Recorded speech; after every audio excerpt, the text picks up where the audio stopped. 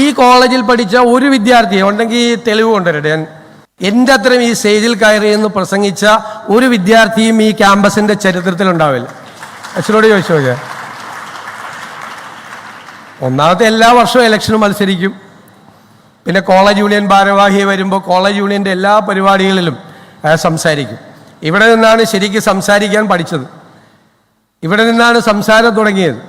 ഇപ്പം എനിക്ക് എങ്ങനെയാണെന്ന് അറിയില്ല. അന്നത്തെ മീറ്റ് ദ കാൻഡിഡേറ്റ് എന്ന് പറഞ്ഞാൽ മുഴുവൻ അധ്യാപകരും ഇവിടേക്ക് വരും.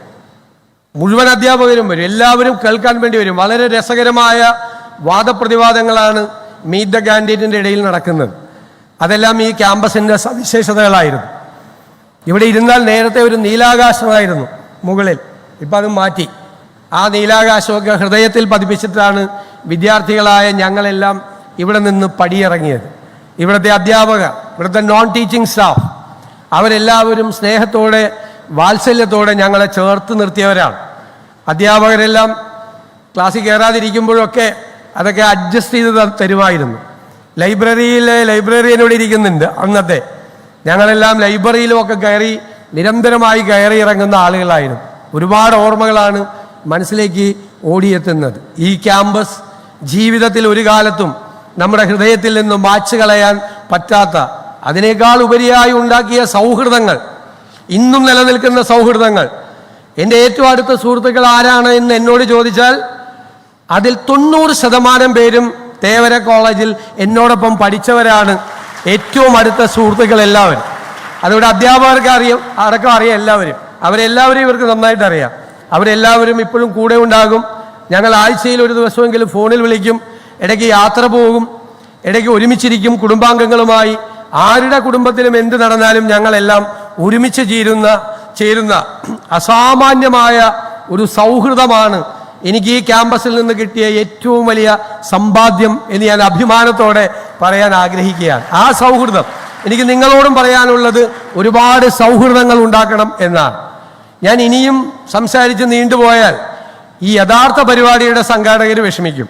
കാരണം പരിപാടി ഹേർത്തിയൻ വിമൻ സബ്മിറ്റാണ്. അതിൻ്റെ ഫസ്റ്റ് എഡിഷനാണ്. നമുക്കറിയാം, സ്ത്രീകൾക്ക് വേണ്ടി സംഘടിപ്പിക്കപ്പെട്ട ഒരു വളരെ പ്രധാനപ്പെട്ട പരിപാടിയാണ്. അവരുടെ ഉയർച്ച, അവരുടെ വിദ്യാഭ്യാസം, അവരുടെ ആരോഗ്യം, അവരുടെ സമൂഹത്തിലെ പങ്കാളിത്തം, അവരുടെ മുന്നേറ്റം, ഇതെല്ലാം കണക്കിലെടുത്തുകൊണ്ടുള്ള ഒരു ശ്രദ്ധേയമായ പരിപാടിയാണ് ഈ വിമൻ സബ്മിറ്റ്. ഞാൻ അതിൻ്റെ സംഘാടകരെ എല്ലാവരെയും പ്രത്യേകമായി അഭിനന്ദിക്കാൻ ഞാൻ ഈ അവസരം ഉപയോഗിക്കുകയാണ്. സ്ത്രീകൾ മുന്നിലേക്ക് വരണം, ഒരു സംശയവും ആ കാര്യത്തിലില്ല. വന്നുകൊണ്ടിരിക്കുകയാണ്. ഇപ്പോഴുള്ള പ്രശ്നം, ഞാൻ ഈ +2 കുട്ടികൾക്കും 10th പാസ്സായ കുട്ടികൾക്കൊക്കെ അവാർഡ് കൊടുക്കും. അവാർഡ് കൊടുക്കുമ്പോൾ ഏറ്റവും മികച്ച മാർക്ക് വാങ്ങിച്ചവർക്ക് ഫുൾ A+ കിട്ടിയവർക്കാണ് അവാർഡ്. MLA അവാർഡൊക്കെ കൊടുക്കും. 10 പെൺകുട്ടികൾ വന്നു കഴിയുമ്പോഴാണ് ഒരാൾ ആൺകുട്ടി അവാർഡ് മേടിക്കാൻ വരുന്നത്. മാത്രമല്ല, ഇന്ത്യയിലെ എല്ലാ ക്യാമ്പസുകളിലും പോകുന്ന ഒരാളാണ് ഞാൻ.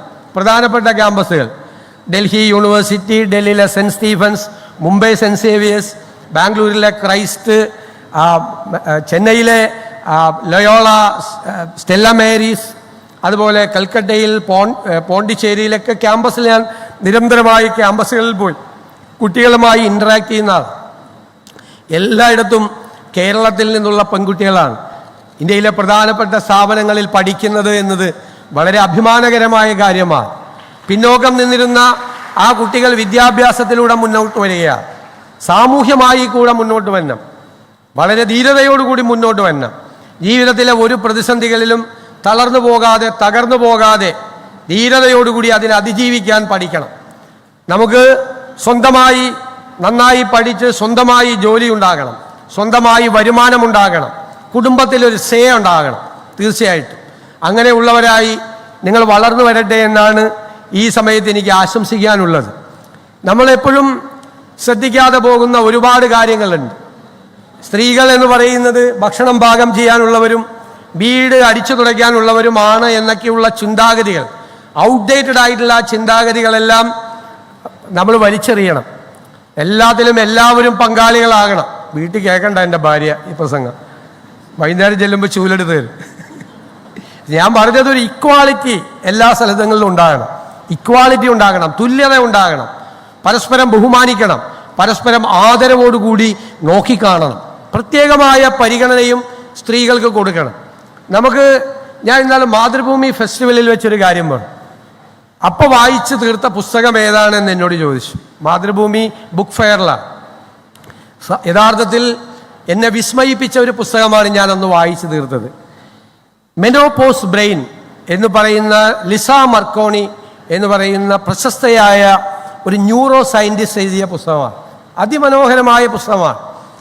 പുരുഷന്മാർ കാണാത്ത, അവരനുഭവിക്കാത്ത അനാറ്റമിയാണ് സ്ത്രീകൾക്കുള്ളത്. അപ്പോൾ അവർ കടന്നു പോകുന്ന puberty, delivery, menopause, perimenopause, post menopause, ഇതിനെക്കുറിച്ചെല്ലാം വളരെ വിശദമായി ചർച്ച ചെയ്തിരിക്കുക. വളരെ സയൻറ്റിഫിക് ആയിട്ടുള്ളൊരു പുസ്തകമാണ്. പക്ഷെ വായിക്കുമ്പോൾ അവരനുഭവിക്കുന്ന പ്രയാസങ്ങൾ, മാനസിക സംഘർഷങ്ങൾ, ബ്ലീഡിങ്, സ്വെറ്റിംഗ്, ഡിപ്രഷൻ, പല ഘട്ടങ്ങളിലൂടെ സ്ത്രീകൾ കടന്നു പോകും. സത്യം പറഞ്ഞാൽ നമ്മളെ ഇരുത്തി ചിന്തിപ്പിക്കുന്ന ഒരു പുസ്തകമാണ്. ഞാനന്ന് വളരെ ഗൗരവത്തോടു പറഞ്ഞു, നമ്മുടെ ഗ്രാൻഡ് മദറിൻ്റെ, അമ്മയുടെ, ഭാര്യയുടെ, സഹോദരിയുടെ, മകളുടെ ആരും ഇത്തരമൊരു വിഷമം നിറഞ്ഞ ഘട്ടങ്ങളിലൂടെ കടന്നു പോകുന്ന കാര്യം പുരുഷന്മാർ ശ്രദ്ധിക്കാറില്ല. അതങ്ങ് പോവും, അതങ്ങ് നടക്കട്ടെ എന്നാണ്. ഈ പ്രയാസം അനുഭവിക്കുമ്പോഴും അവർ വീടുകളിലെ അവരുടെ ജോലിയും ഓഫീസിൽ പോയി അവരുടെ ജോലിയും ചെയ്യുന്നവരാണ് എന്ന് സാധാരണ പുരുഷന്മാർ ഓർക്കാറില്ല. ഇത് സ്ത്രീകൾക്കുള്ള പുസ്തകമാണ്. ഞാൻ പിന്നീട് സജസ്റ്റ് ചെയ്തു എല്ലാ പുരുഷന്മാരും ആ പുസ്തകം വായിക്കണം എന്നാണ്. വേറൊരു കാര്യം, നമ്മളത് പഠിക്കുമ്പോഴാണ് മനസ്സിലാകുന്നത്, മരുന്നുകൾ ഉണ്ടാക്കിയിരിക്കുന്നത് ആർക്കാണ്? മരുന്നുകൾ ഉണ്ടാക്കാൻ വേണ്ടിയിട്ടുള്ള ഡ്രഗ് പ്രോട്ടോക്കോളിൽ ആ മരുന്നുകളുടെ പരീക്ഷണം മുഴുവൻ നടന്നിരിക്കുന്നത് പുരുഷനെ ആധാരമാക്കിയാണ്. യഥാർത്ഥത്തിൽ പുരുഷന് വേണ്ടിയിട്ടാണ് മരുന്നുകൾ, ഫാർമസ്യൂട്ടിക്കൽ പ്രോഡക്ട്സ് എല്ലാം ഉണ്ടാക്കിയിരിക്കുന്നത്. സ്ത്രീകൾക്ക് വേണ്ടത് പ്രത്യേക മരുന്നുകളാണ്, അങ്ങനെ ഉണ്ടാക്കിയിട്ടില്ല. ഗൗരവതരമായ ചർച്ചയ്ക്ക് ലോകത്തിന് വിധേയമാകുന്ന ഒരു പ്രധാനപ്പെട്ട കാര്യമാണ്. ഇനി ഭക്ഷണം, സ്ത്രീകളാണ് ഭക്ഷണം ഉണ്ടാക്കുന്നത് അല്ലേ കൂടുതലും. ഇപ്പോൾ പുരുഷന്മാരൊക്കെ ഉണ്ടാക്കി തുടങ്ങി. പക്ഷേ സ്ത്രീകൾ ഉണ്ടാക്കുന്ന ഭക്ഷണം പുരുഷന്മാർക്ക് വേണ്ടിയിട്ടുള്ള ഭക്ഷണമാണ് അവർ ഉണ്ടാക്കി തുടങ്ങിയത്, സ്ത്രീകൾക്ക് വേണ്ടിയിട്ടുള്ള ഭക്ഷണമല്ല. അപ്പോൾ സ്ത്രീകൾക്ക് വേണ്ടി പ്രത്യേകമായ ഭക്ഷണമുണ്ട്, സ്ത്രീകൾക്ക് വേണ്ടി പ്രത്യേകമായ മരുന്നുകളുണ്ട്. അവരുടെ ആരോഗ്യം സംരക്ഷിക്കാൻ, അവരുടെ പ്രത്യേകതകളെ, സവിശേഷതകളെ കൊണ്ടുപോകാനുള്ള കാര്യങ്ങൾ വേണം. എല്ലാ കുടുംബങ്ങളിലും ഒരുപാട് സമ്മർദ്ദങ്ങൾ ഉണ്ടാകുമ്പോൾ ആ സമ്മർദ്ദങ്ങളുടെ വിക്ടിം എന്ന് പറയുന്നത് സ്ത്രീകളാണ്. സാമ്പത്തിക പ്രയാസമുണ്ടായാൽ, കുടുംബ തർക്കങ്ങൾ ഉണ്ടായാൽ, ഒരാൾക്ക് അല്ലേ, ഒരാൾ വീട്ടിൽ കൂടുതൽ മദ്യപിക്കുന്ന ഒരാളുണ്ടായാൽ, കൂടുതൽ ഡ്രഗ്സ് കഴിക്കുന്ന ഒരാളുണ്ടായാൽ, കുടുംബത്തിലുണ്ടാകുന്ന എല്ലാ പ്രശ്നങ്ങൾക്കും അതിൻ്റെ ആദ്യത്തെ വിക്ടിം എന്ന് പറയുന്നത് വീട്ടിലെ സ്ത്രീകളാണ്.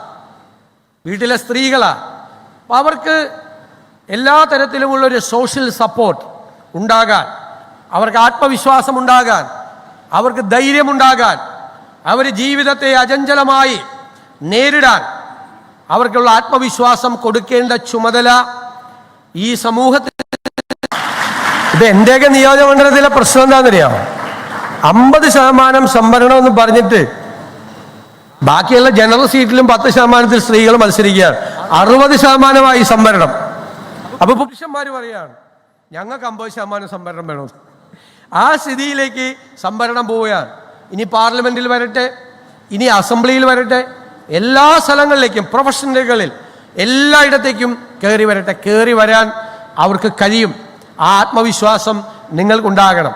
എനിക്ക് നിങ്ങളോട് പറയാനുള്ളത്, പഠിച്ച് മിടുമിടുക്കികളായി നിങ്ങൾ ഈ കുടുംബത്തിൻ്റെ മാത്രം സ്വപ്നമല്ല, ഈ നാടിൻ്റെ മുഴുവൻ സ്വപ്നമാണ്.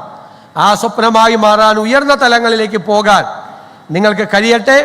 അതിന് നിങ്ങൾക്ക് കരുത്തു പകരുന്നതാവട്ടെ ഈ വിമൻ സബ്മിറ്റ് എഡിഷൻ 1 എന്ന് പ്രത്യേകമായി പരാമർശിച്ചുകൊണ്ട് നിങ്ങളുടെ എല്ലാവരുടെയും അനുവാദത്തോടെ ഞാൻ ഈ ചടങ്ങ് ഉദ്ഘാടനം ചെയ്തതായി അറിയിക്കുന്നു. നന്ദി.